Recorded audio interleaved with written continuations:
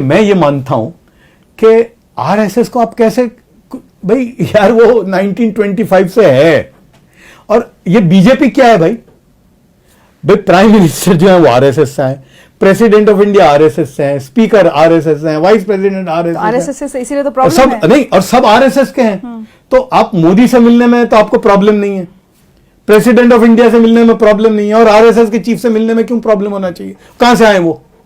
तो मेरा क्या हुआ कि ये आरएसएस वाले हमेशा अपने प्रोग्राम में मुझे बुलाते थे, तो मैं नहीं जाने के लिए कंडीशन रखता था कि यार वो भागवत साहब से अगर मुझे 45 मिनट मिले तो मैं आऊं। तो हमेशा कहते थे यार जफर भाई ये तो नहीं हो सकता। 2-3 साल ऐसे चला। एक दिन मेरे पास भागवत साहब के भाई और एक उनके नागपुर के कोई आर्मी का कोई फंक्शन था, और कहा जफर भाई वो भागवत साहब के साथ आपको जो 45 मिनट है वो भी मिलेंगी। एनीवे मैं गया और हेड गिवर भवन में मुझे रखा उन्होंने। मैंने उनको पूछा कि भैया मैं नमाज़ पढ़ता हूँ 5 वक्त की, तो मैंने कहा मैं यहाँ नमाज़ पढ़ सकता? हाँ बिल्कुल, मेरे लिए इंतज़ाम किया उन्होंने रात को सुबह को। इवन आरएसएस का हेडक्वार्टर में जब मैं दिन में गया तो मेरी दोनों नमाज़ों का इंतज़ाम किया, जगह की। मैं गया और फिर भागवत साहब के साथ वो जो 45 मिनट का वक्त आया, मैंने बात की खुल के, ये सारी बातें जो मुसलमानों के इश्यूज़ हैं, प्रॉब्लम हैं। तो उन्होंने मेरी पूरी बात सुनी और मुझे उन्होंने ये कहा कि आपका जो दर्द है वो मैं समझ सकता हूँ और ये सही है कुछ हद तक। मैंने कहा कि यार ना स्टेट्स के अंदर जो मुसलमानों का पॉलिटिकल रिप्रेजेंटेशन, ये सारी बातें। तो कहा बिल्कुल ये आपका दर्द है, और फिर कहा कि बिल्कुल हम लोग ये मानते हैं कि ये मुल्क तरक्की नहीं कर सकता अगर मुसलमान तरक्की नहीं करता। अगर मुसलमान पीछे रह जाएगा तो मुल्क तरक्की नहीं कर सकता, ये हम मानते हैं आरएसएस में। और तो देखिए मेरा ये मानना है कि ऑर्गेनाइजेशन कोई भी होती है तो over a period of time उनमें चेंजेस आते हैं।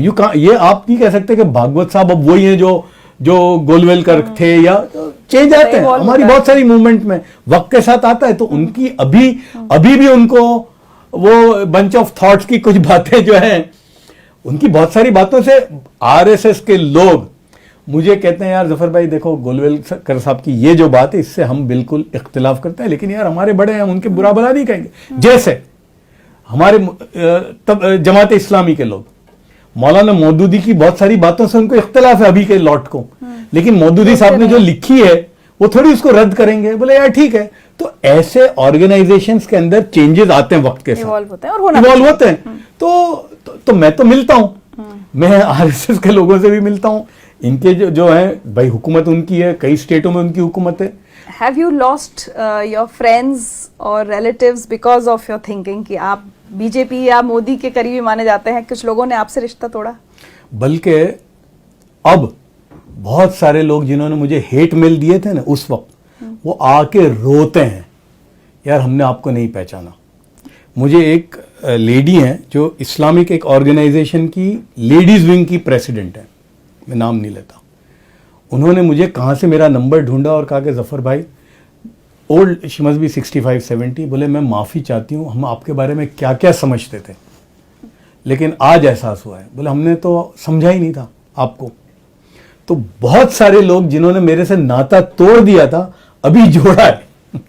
लेकिन मतलब पहले बीच में हुआ है ना? हाँ, बिल्कुल। वो पता नहीं क्या क्या मुझे कहते थे बेचारे, लेकिन अब बहुत सारे लोगों ने नाता जोड़ा।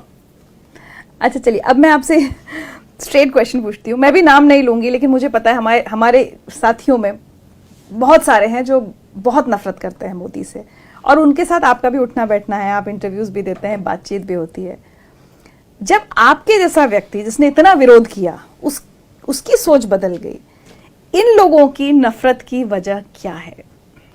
हालांकि मैंने इंटरव्यू में भी उनको कहा है ये बहुत सारे लोगों को, तो कहते हैं, मैंने कहा भाई आप मुझे बताइए कि आपका जो व्यू है, आप मोदी को मिले हो कभी? नहीं। मिलो तो सही। तो ये पर्सपेक्टिव से देखो आप, ये लेकिन अब वो एक है, क्या सोचते हैं वो?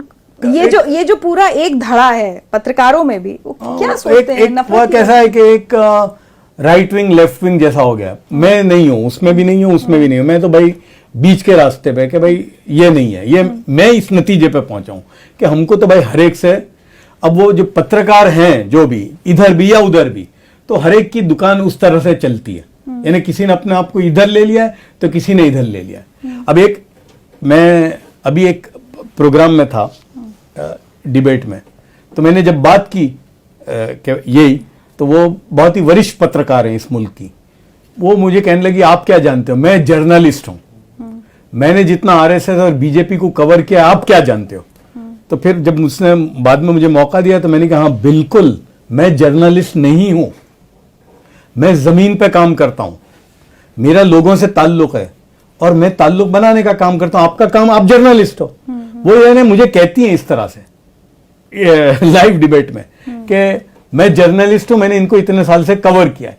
तो देखिए मैंने एक बात देखी कि एक पॉलिटिकल कंपल्शन होता है पार्टी का, एक अपना एक उनका एक भाई, लेकिन मैंने ये देखा है कि पावर में आने के बाद जैसे इनके बहुत सारे मिनिस्टर जो हैं मोदी साहब की गवर्नमेंट में, यहां भी गुजरात में भी, तो वो इलेक्शन की स्पीच जो होती है ना वो, और जब ये कुर्सी पे बैठते हैं जमीन आसमान का फर्क है। उस वक्त कोई ऐसा इनका ख्याल नहीं होता। ये अब लोग पता नहीं क्यों ये बना के रखते हैं।